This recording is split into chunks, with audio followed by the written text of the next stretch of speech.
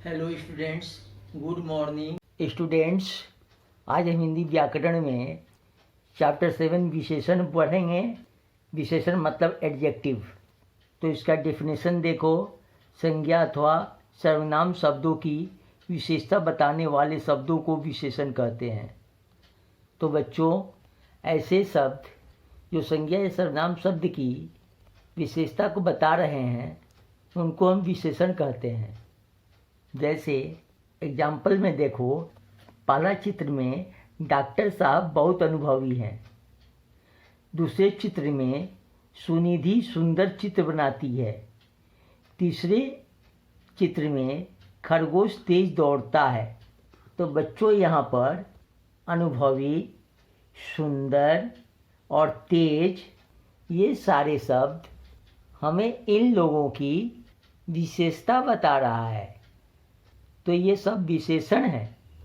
तो बच्चों, विशेषण में हमें विशेष्य को भी ध्यान से पढ़ना है।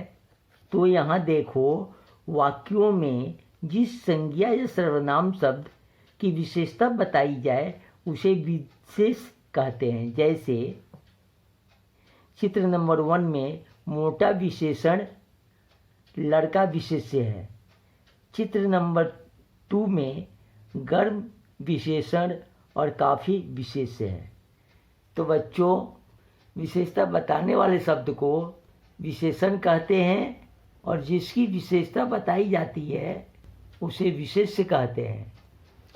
और अब कुछ विशेषण शब्दों को यहाँ देख लो।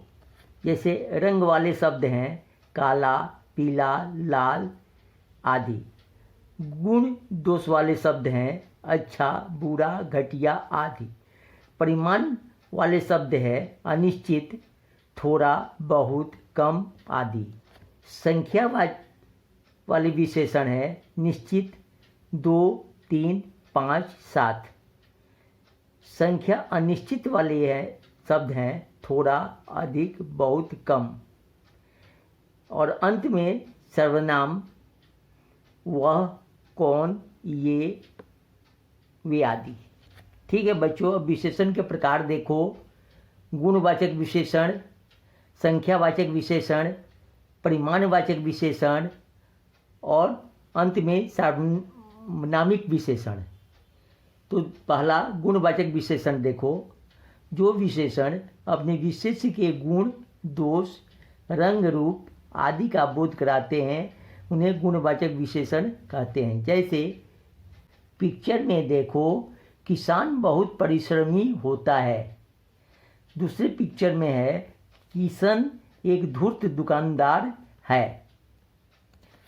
उपर्युक्त वाक्यों में परिश्रमी एवं धूर्त शब्द अपने अपने विषयों की विशेषता बताने का कार्य कर रहे हैं, अतः ये गुणवाचक विशेषण है। अब दूसरा देखो, संख्यावाचक विशेषण। जो शब्द संज्ञा या सर्वनाम की संख्या संबंधी विशेषता का बोध कराते हैं उन्हें संख्यावाचक विशेषण कहते हैं। जैसे 3 बंदर पेड़ पर बैठे हैं। कुछ लोग अस्पताल में आए हैं। उपर्युक्त वाक्य में 3 एवं कुछ शब्द अपने अपने विषयों की विशेषता बताने का कार्य कर रहे हैं, अतः ये सब संख्यावाचक विशेषण हैं। ओके स्टूडेंट्स, अब तीसरा देखो, परिमाणवाचक विशेषण। जिस शब्द से संज्ञा या सर्वनाम के परिमाण, माप संबंधी विशेषता का पता चलता है उसे परिमाणवाचक विशेषण कहते हैं। जैसे बस थोड़ा सा और चढ़ना है। मेरी गाय 10 लीटर दूध देती है।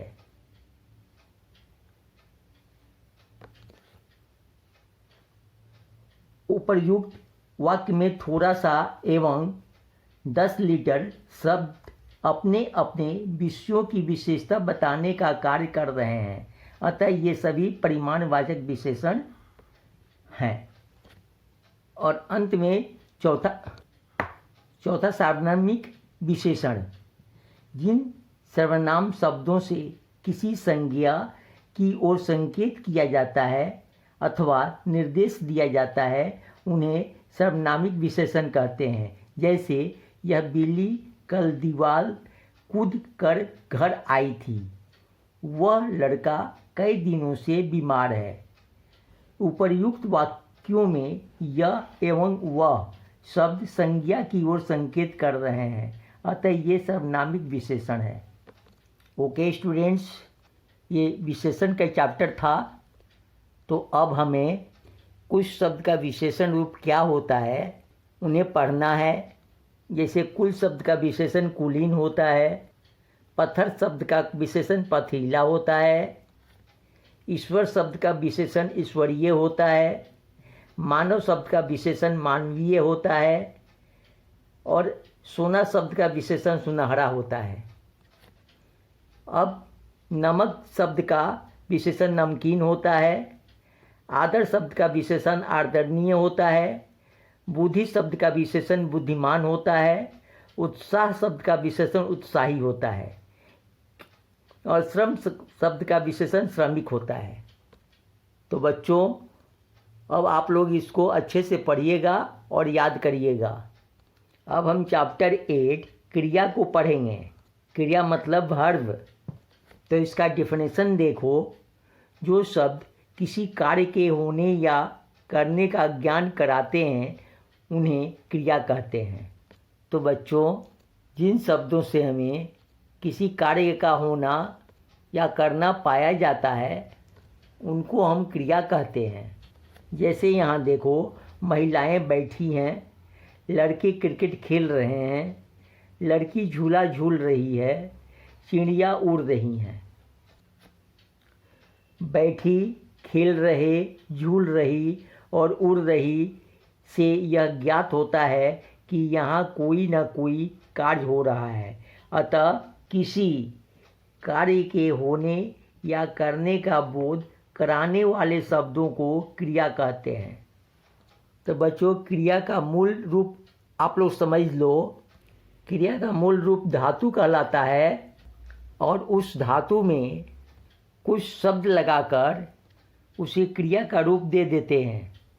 जैसे लिख एक शब्द है जिसमें ना लगाकर हमने लिखना बनाया, तो लिखना क्रिया हुआ और लिख क्रिया का मूल रूप हुआ जिसे हम धातु भी कहते हैं। ठीक है बच्चों, अब हम क्रिया के प्रकार को देखेंगे। क्रिया के दो प्रकार होती है, पहला अकर्मक क्रिया और दूसरा सकर्मक क्रिया। अकर्मक क्रिया ऐसी क्रिया जिसके कार्य करने का फल कर्ता पर पड़ता है, अर्थात वह क्रिया जिसे किसी दूसरे की कर्म की आवश्यकता नहीं पड़ती है उसे अकर्मक क्रिया कहते हैं। जैसे नीचे पिक्चर में देखो, बकरी खाती है, मोहित लड़ रहा है, रीना गाती है। और दूसरा सकर्मक क्रिया देखो, ऐसी क्रिया जिसके कार्य का फल सीधा कर्म पर होता है, अर्थात वह क्रिया जिसे किसी दूसरे कर्म की आवश्यकता पड़ती है उसे सकर्मक क्रिया कहते हैं। जैसे यहाँ चित्रों में देखो, रानी आम खा रही है, दीदी ने मिनी को गिटार बजाना सिखाया, माँ रवि ने मेरा बैट तोड़ दिया। बच्चों, क्रिया के मुख्य दो भेद सकर्मक क्रिया और अकर्मक क्रिया होते हैं। इन दो क्रियाओं के कुछ अन्य भेद भी है। पहला संयुक्त क्रिया। जब एक ही वाक्य में दो या दो से अधिक क्रियाएं एक साथ प्रयोग की जाती है तब उन्हें संयुक्त क्रिया कहते हैं। जैसे पुलिस को देखकर चोर भाग गया। इसमें भाग, भागना तथा गया दो क्रिया है, लेकिन दोनों एक साथ प्रयुक्त हुई हैं, अतः ये संयुक्त क्रिया हुई। दूसरा सहायक क्रिया। मुख्य क्रिया की सहायता करने वाली क्रिया को सहायक क्रिया कहते हैं। जैसे अमित सो गया, इसमें सो, सोना, मूल क्रिया और गया सहायक क्रिया है। अब तीसरा, पूर्वकालिक क्रिया। जो क्रिया मुख्य क्रिया से पहले ही समाप्त हो चुकी होती हैं उसे पूर्वकालिक क्रिया कहते हैं। जैसे श्याम बैठकर पढ़ेगा, इस वाक्य में बैठकर पूर्वकालिक क्रिया है। और चौथा, प्रेरणार्थक क्रिया।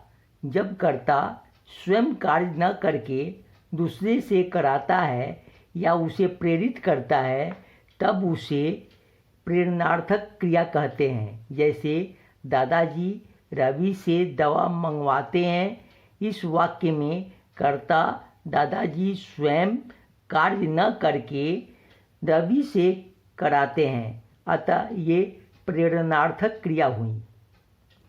तो ठीक है बच्चों, क्रिया के चैप्टर आप अच्छे से पढ़िएगा और उनके भेद को उदाहरण के साथ याद करिएगा।